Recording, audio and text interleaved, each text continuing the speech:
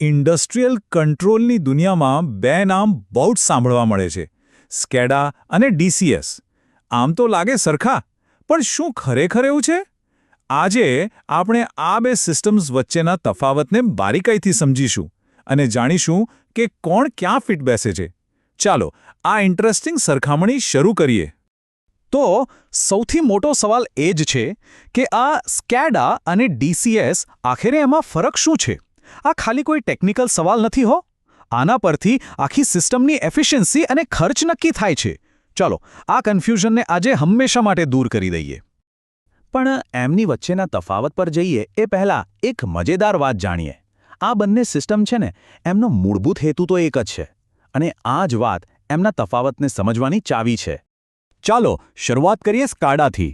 આખું નામ છે supervisory control and data acquisition.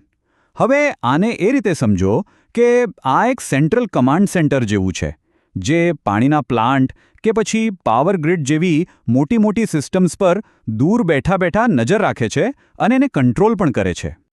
અને હવે વાત કરીએ ડીસીએસની, એટલે કે ડિસ્ટ્રીબ્યુટેડ કંટ્રોલ સિસ્ટમ. કામ આનું પણ એ જ છે, દેખરેખ અને નિયંત્રણ. પણ એના નામમાં જ એનો ભેદ છુપાયેલો છે. આનો અપ્રોચ ડિસ્ટ્રીબ્યુટેડ એટલે કે વહેંચાયેલો છે. આ શું છે એના પર આપણે આગળ ડિટેલમાં વાત કરીશું. તો આપણે જોયું કે બંનેનો ગોલ તો એક જ છે, પ્લાન્ટમાંથી ડેટા ભેગો કરવો, એને ઓપરેટરને બતાવવો અને એના પરથી કંટ્રોલ કરવો. પણ કહેવાય છે ને કે અસલી મજા તો ડિટેલ્સમાં છે. તો આ સિસ્ટમ્સ આ કામ કેવી રીતે અલગ રીતે કરે છે?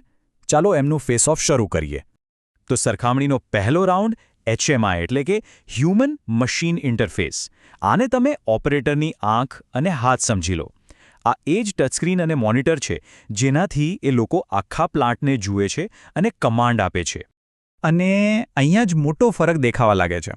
એસ્કેડામાં કેવું છે કે તમે અલગ કંપનીના HMI અને કંટ્રોલર ભેગા કરી શકો છો. આનાથી ફ્લેક્સિબિલિટી તો મળે, પણ બધાને એકબીજા સાથે જોડવાનું કામ અઘરું થઈ જાય. બીજી બાજુ ડીસીએસ એકદમ રેડી ટુ યુઝ પેકેજ જેવું છે. HMI સિસ્ટમની સાથે જ આવે છે, બધું એક જ કંપનીનું, એટલે સેટઅપ એકદમ સરળ અને ફટાફટ થઈ જાય. એટલે જ્યારે વાત આવે યુઝર ઇન્ટરફેસના સેટઅપ અને સરળતાની, તો આ રાઉન્ડમાં પોઈન્ટ જાય છે ડીસીએસને. ચાલો હવે વાત કરીએ આ સિસ્ટમના મગજની, એટલે કે એના કંટ્રોલર્સની. સ્કાડામાં સામાન્ય રીતે PLC એટલે કે પ્રોગ્રામેબલ લોજિક કંટ્રોલર્સ અને RTU એટલે કે રિમોટ ટર્મિનલ યુનિટ્સ વપરાય છે. જ્યારે DCS પોતાના ખાસ એના માટે જ બનાવેલા કંટ્રોલર્સ સાથે આવે છે. અને આ બહુ મોટો તફાવત છે.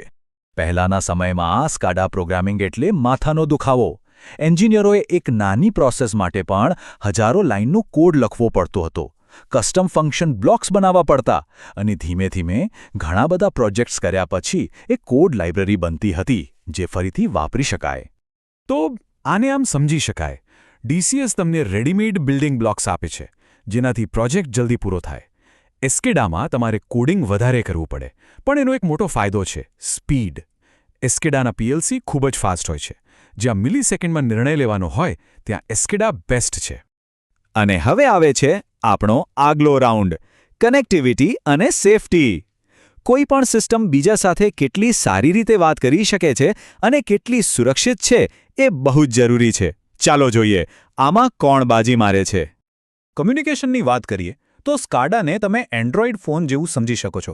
એકદમ ઓપન અને ફ્લેક્સિબલ, કોઈ પણ ડિવાઇસ સાથે જોડાઈ જાય. જ્યારે DCS અમુકવાર એપલના ઇકોસિસ્ટમ જેવું હોય છે, પાવરફુલ તો ખરું, પણ એના પોતાના નિયમો હોય છે, એટલે બીજી કોઈ સિસ્ટમ સાથે એને જોડવું થોડું મુશ્કેલ બની શકે. પહેલાના સમયમાં સેફટીની વાત આવે એટલે DCSનું જ નામ લેવાતું, પણ હવે ટેકનોલોજી ઘણી બદલાઈ ગઈ છે. આજે પાવરફુલ સેફટી PLC આવી ગયા છે, જેના કારણે સ્કેડાથી પણ એટલી જ સેફ સિસ્ટમ બની શકે છે. એટલે સેફટીના મામલે હવે બંને લગભગ બરાબરી પર આવી ગયા છે. તો ચાલો આટલી બધી સરખામણી પછી હવે સમય છે ફાઇનલ સ્કોરકાર્ડનો. કોણ છે વિજેતા? તો ફાઇનલ સ્કોરકાર્ડ કંઈક આવું છે. સ્કાડા જીતે છે સ્પીડ, ફ્લેક્સિબિલિટી અને ઓપન કમ્યુનિકેશનમાં, અને DCS આગળ છે સરળ ઇન્ટિગ્રેશન, રેડીમેડ ફંક્શન્સ અને સેફટી માટેની એની જૂની શાખમાં. તો વિજેતા કોણ? જવાબ સિમ્પલ છે. એ પ્રોજેક્ટ પર આધાર રાખે છે. કોઈ એક શ્રેષ્ઠ સિસ્ટમ નથી, ફક્ત પ્રોજેક્ટ માટે યોગ્ય સિસ્ટમ હોય છે. અને હવે આખી વાર્તામાં એક ટ્વિસ્ટ. આજના સમયમાં સ્કાડા અને ડીસીએસ વચ્ચેની જે મોટી દિવાલ હતી એ હવે ધીમે ધીમે તૂટી રહી છે. સ્કાડા હવે વધુ ઇન્ટિગ્રેટેડ બની રહ્યું છે અને ડીસીએસ વધુ ઓપન. બંને એકબીજા પાસેથી શીખી રહ્યા છે અને એનાથી પસંદગી કરવાનું કામ વધુ રસપ્રદ બની ગયું છે. તો આ આપણને એક મોટા સવાલ પર લાવીને મૂકે છે. જેમ જેમ આ બંને સિસ્ટમ એકબીજા જેવી બનતી જાય છે તો ઇન્ડસ્ટ્રીયલ કંટ્રોલનું ભવિષ્ય કેવું હશે? આના પર શું વિચારો છો એ અમને નીચે કમેન્ટ્સમાં જરૂર જણાવો. આશા છે કે આ માહિતીથી સ્કેડા અને ડીસીએસ વચ્ચેનું કન્ફ્યુઝન દૂર થયું હશે. જો આવા જટિલ વિષયોનું આવું સરળ એનાલિસિસ ગમતું હોય તો આ વિડીયોને લાઇક અને શેર કરજો અને આવા વધુ કન્ટેન્ટ માટે અમારી ચેનલને સબસ્ક્રાઇબ કરવાનું ભૂલતા નહીં.